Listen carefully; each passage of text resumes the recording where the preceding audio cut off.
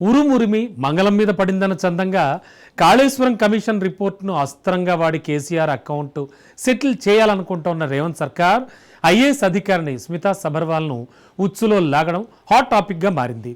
CM Revanth రెడ్డికి మొదటి నుంచి స్మితా సబర్వాల్పై అక్కసుందని, ఎన్నో ప్రతీకార చర్యలు తీసుకున్నా ఆమె డోంట్ కేర్ అన్నట్టుగా వ్యవహరించడంతో చివరకు కాళేశ్వరం స్కామ్లో ఘోష్ కమిషన్ ద్వారా ఆమెను ఇరికించే ప్రయత్నం చేస్తున్నారన్నది గులాబీ నేతల వాదన. గత ఏడాది కాలంగా రేవంత్ సర్కార్ స్మితా విషయంలో అనుసరించిన వైఖరిని చూస్తుంటే ఆ వాదనను బలపరిచే విధంగా కనిపిస్తోంది. తెలంగాణలో డైనమిక్ గ్లామరస్ ఐఏఎస్ ఆఫీసర్ అన్న వెంటనే అందరికీ స్మితా సబర్వాల్ పేరు గుర్తుకొస్తుంది. కలెక్టర్ గా మంచి గుర్తింపు తెచ్చుకున్న స్మితాకు తెలంగాణ రాష్ట్రం ఏర్పడిన తర్వాత అప్పటి సీఎం కేసీఆర్ పేషీలో పనిచేసే అవకాశం దక్కింది. కేసీఆర్ స్మితాకు తగిన ప్రాధాన్యం ఇవ్వడంతో సీఎం పేషీలో కీలకమైన శాఖల్ని ఈమె పర్యవేక్షించేవారు. కేసీఆర్ హయాంలో చాలా మంది అధికారులు ట్రాన్స్ఫర్ అయ్యారు. కానీ తనకు అప్పజెప్పిన పనులను సక్రమంగా నిర్వర్తిస్తారన్న కారణం చేత స్మితా సబర్వాల్ ని మాత్రం కేసీఆర్ సీఎం పేషీ నుంచి కదపలేదని తెలుస్తోంది.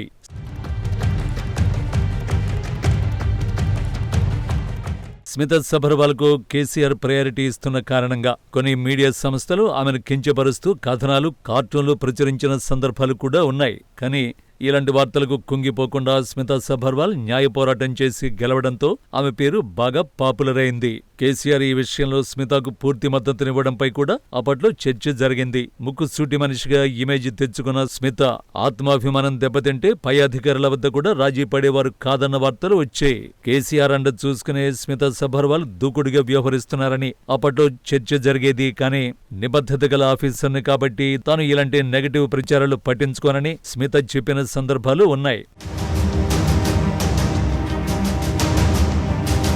తెలంగాణలో కాంగ్రెస్ అధికారంలోకి వచ్చిన వెంటనే ఫస్ట్ టార్గెట్ అయిన అధికారుల్లో స్మితా సబర్వాల్ ఒక్కరు. కేసీఆర్ హయాంలో చక్రం తిప్పారన్న ఒకే కారణం చేత రేవంత్ సర్కారు స్మితాను ప్రాధాన్యత లేని శాఖలకు బదిలీ చేసిందన్న వార్తలు వచ్చాయి. రేవంత్ రెడ్డిని కలిసి తనకు కీలక శాఖను కేటాయించమని అడిగేందుకు స్మితా సబర్వాల్ పెద్దగా ఇంట్రెస్ట్ చూపలేదని తెలుస్తోంది. దీంతో రేవంత్ ఈగో హట్ అయిందని కాంగ్రెస్ వర్గాలు అప్పట్లో చర్చించుకున్నాయి.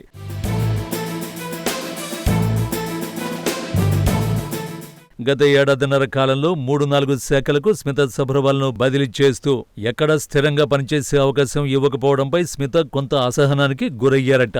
తనను ఉద్దేశపూర్వకంగానే రేవంత్ సర్కారు వేధిస్తోందన్న భావన ఆమెలో కలిగిందని టాక్. కానీ ఈ అసంతృప్తిని దిగమింగుకుని 5 నెలల క్రితం టూరిజం శాఖ ప్రిన్సిపల్ సెక్రటరీ పదవిలో ఉన్నప్పుడు స్మిత మిస్ వరల్డ్ పోటీలు నిర్వహించే బాధ్యతను తీసుకున్నారు. కానీ కొన్ని కారణాల వల్ల ఆ బాధ్యతల నుంచి ఆమెను తప్పించడంతో ప్రభుత్వ తీరుతో స్మిత విసుగెత్తిపోయారట.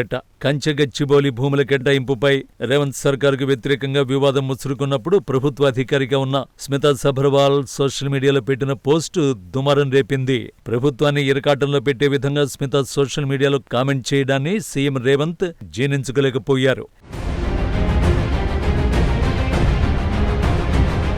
ఇక అప్పటి నుంచి స్మితా సబర్వాల్ను ఏదో విషయంలో ఇరికించాలని ప్రభుత్వం స్కెచ్ వేసినట్లు ప్రచారం జరిగింది. కేసీఆర్ హయాంలో కీలకమైన ఇరిగేషన్ శాఖను సీఎం పేషీ తరఫున స్మితా సబర్వాల్ పర్యవేక్షించడంతో తాజాగా కాళేశ్వరం వివాదాన్ని అడ్డం పెట్టుకుని ఆమె అకౌంట్ సెటిల్ చేసేందుకు రేవంత్ సర్కార్ రంగం సిద్ధం చేసిందన్న వార్తలు వస్తున్నాయి. కాళేశ్వరం ప్రాజెక్టుపై విచారణ జరిపిన జస్టిస్ ఘోష్ కమిషన్ తన నివేదికలో స్మితా సబర్వాల్ పేరును ప్రస్తావించింది. ఈ ప్రాజెక్టు పేరుతో జరిగిన అవినీతిపై స్మితాకు అవగాహన ఉందని పేర్కొనడంతో పాటు తప్పుడు సమాచారం ఇచ్చిన కారణంగా ఆమెపై చర్యలు తీసుకోవాలని పేర్కొనడం గమనార్హం.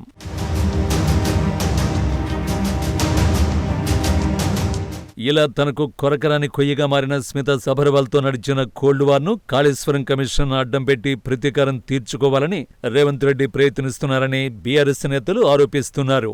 ఈ విషయంలో స్మిత కోర్టును ఆశ్రయిస్తారన్న వార్తలొస్తున్నాయి.